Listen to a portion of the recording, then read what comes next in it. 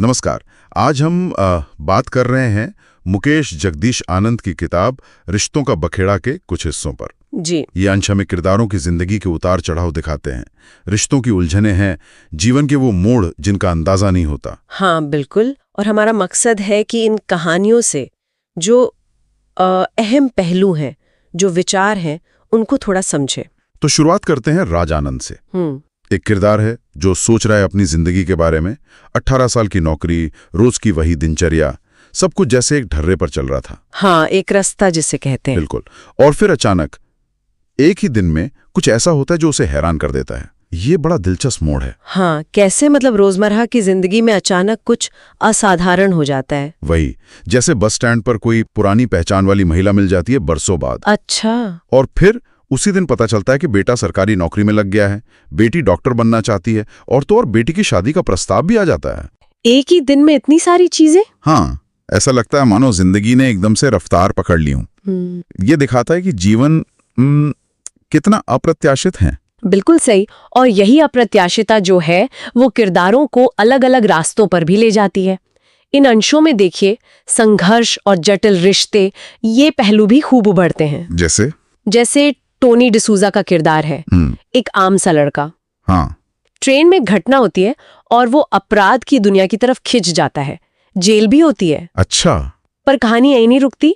एक बच्ची है चिंकी, उसकी मौत उसे अंदर तक हिला देती है। ये एक बड़ा मोड़ लगता है। हाँ बिल्कुल, ये एक टर्निंग पॉइंट है। इसके बाद टोनी न सिर्फ जिंदगी को नए सिरे से जीने की कोशिश करता है, बल्कि वो कुछ बच्चों की जिम्मेदारी भी लेता है। ओहो। अपना कारोबार शुरू करता है और देखिए सिर्फ 5 साल में एक सफल कंपनी खड़ी कर देता है। कमाल है। हाँ, तो ये दिखाता है कि कैसे कोई बड़ी त्रासदी भी कभी कभी बदलाव का कारण बन सकती है। लेकिन सवाल यह है कि क्या हर कोई ऐसे मोड़ को सकारात्मक दिशा दे पाता है? ये सोचने वाली बात है बिल्कुल, क्योंकि टोनी का रास्ता तो ऊपर की तरफ गया। हाँ। लेकिन कुछ किरदार नीचे भी तो फिसलते हैं।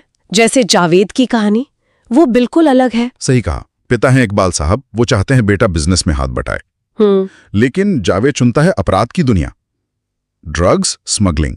पिता पुत्र के बीच का तनाव साफ दिखता है। और फिर उस चुनाव का नतीजा दुखद, पुलिस इनकाउंटर में मौत। तो यहाँ रिश्तों की जटिलता और फैसलों के परिणाम का एक अंधेरा पहलू दिखता है। हाँ, और इसी तरह अंशुमन की कहानी भी है। अंशुमन, हाँ। गरीबी से निकलकर सफल होने की बहुत इच्छा है उसमें, लेकिन वो भी अपराध के रास्ते पर चला जाता है और अंत उसका भी दुखद होता है। ये कहानियां सोचने पर मजबूर करती हैं कि महत्वाकांक्षा और हालात ये किस हद तक हमारे फैसलों पर असर डालते हैं। बिल्कुल।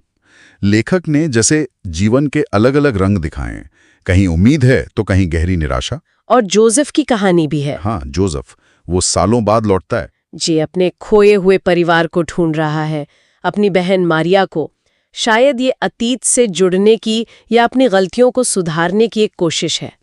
तो ये सभी कहानियां मिलकर एक बड़ी तस्वीर बनाती हैं, मुझे लगता है। जीवन सीधा नहीं चलता, इसमें उतार चढ़ाव हैं, अचानक आने वाले मोड़ हैं, संघर्ष है। और मानवीय रिश्ते, वो तो शायद सबसे ज्यादा उलझे हुए हैं। इनमें प्यार भी है, तनाव भी, उम्मीद, निराशा, सफलता की चाह, नैतिक डिलेमास, सब कुछ घुला मिला है। हाँ, किरदारों के अच्छे या बुरे होने से ज्यादा उनके चुनाव और उनके नतीजे ज्यादा मायने रखते लगते हैं। सही कहा। तो कुल मिलाकर इन अंशों से ये बात तो साफ है कि जीवन की यात्रा आसान नहीं है, अप्रत्याशित है। और किरदारों को लगातार बदलते हालातों और अपनी अंदरूनी कश्मकश से जूझना ही पड़ता है। बिल्कुल।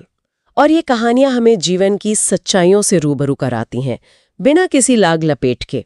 रिश्ते नाजुक होते हैं, चुनाव मुश्किल, और उनके परिणाम दूर तक जाते हैं। ये हमें किरदारों के जरिए इंसान के स्वभाव की गहराइयों में झांकने का एक मौका देती हैं। जी। तो अंत में श्रोताओं के लिए एक सवाल छोड़ते हैं। इन कहानियों में किरदारों को अक्सर मुश्किल हालात में बड़े फैसले लेने पड़ते हैं। हाँ। तो सोचने वाली बात यह है कि क्या ये मुश्किल चुनाव ही किसी व्यक्ति के चरित्र और उसके भविष्य को पूरी तरह से तय कर देते हैं? या फिर जैसा हमने टोनी के किरदार में देखा, क्या हालात कितने भी बुरे क्यों ना हों, बदलाव की एक नई शुरुआत की संभावना क्या वो हमेशा बनी रहती है?